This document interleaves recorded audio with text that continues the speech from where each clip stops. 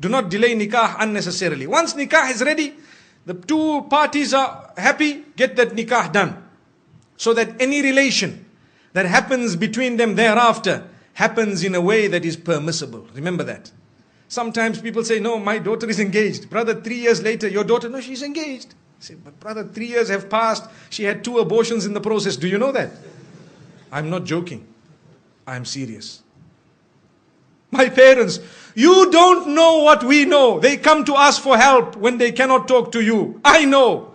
We cry when we see the children of the good people. Sometimes people we know. And they come to us, you know what? I have this problem and that problem. But sister, you are engaged to the man. How could this have happened? You know, my father told me you cannot marry now, you are still studying. My, Allahu Akbar. May Allah forgive us. Really. Brothers and sisters, open your eyes.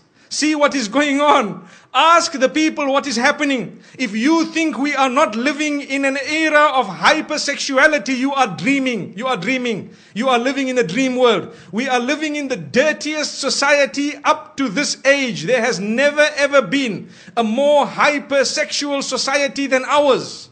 Believe me, everything out there is about sex. And I'm saying this because I have to fulfill my duty as a scholar of Islam, to explain to the people what is going on out there and how we are heading in the wrong direction because we are living with blinkers. We don't even know what's happening.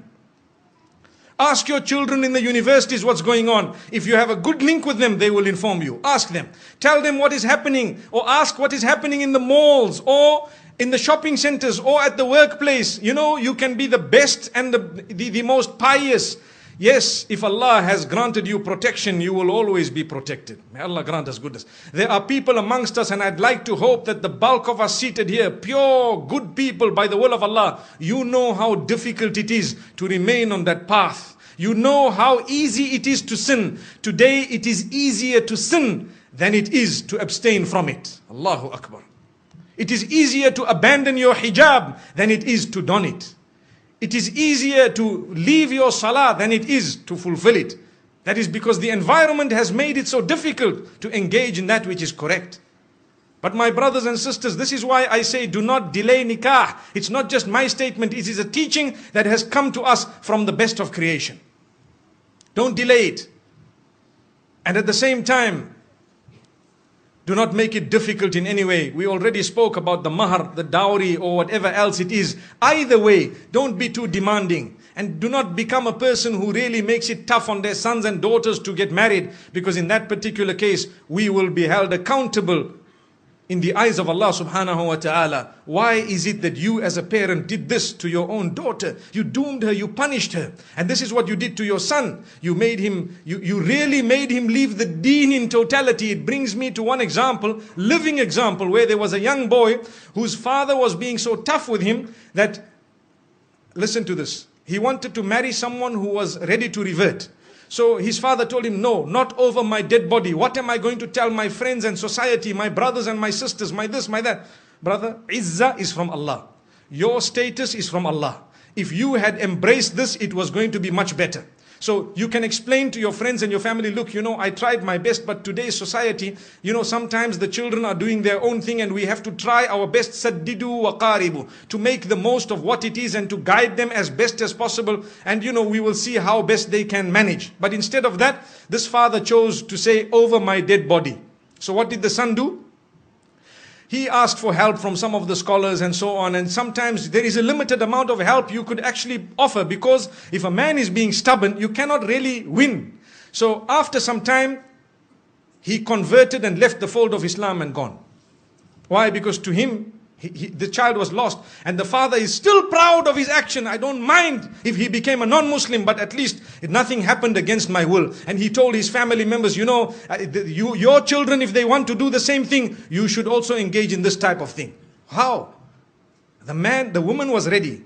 So I had an opportunity to address this young boy.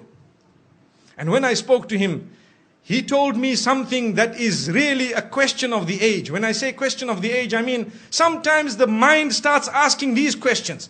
He said, you know, this woman is such a good woman that I married. She has so many good characters and conduct. She told me I'm ready to do anything. You know, I explained to her about the little I know about Islam and she was ready. And then what happened is, when my father and my parents said no and everybody disagreed and they, you know, the mother, he says my mother didn't really mind, but she has to follow what my father says. So after some time, they questioned me, her parents, to say, look, we were all okay for our daughter to, you know, to enter the fold of Islam. Now, if she is not going to enter the fold of Islam, then why don't you enter our faith? So he said, yeah, it makes sense. You see? He said, yeah, it makes sense. If they refuse, I will not refuse. You people are not refusing. So he says that is what made him turn. Now look at this. The young boys of today, this is the logic they are using. They will not tell you Islam is correct and Islam believes in all the previous messengers and Islam, Allah is one. Even the father perhaps doesn't read Salah correctly, but he was proud with his action. May Allah subhanahu wa ta'ala forgive that man. Really, we tried very hard, but to be honest with you, it is only Allah who can bring people back. And that's why I say it is foolish. Sometimes you might lose your child totally, rather you lose them 20%.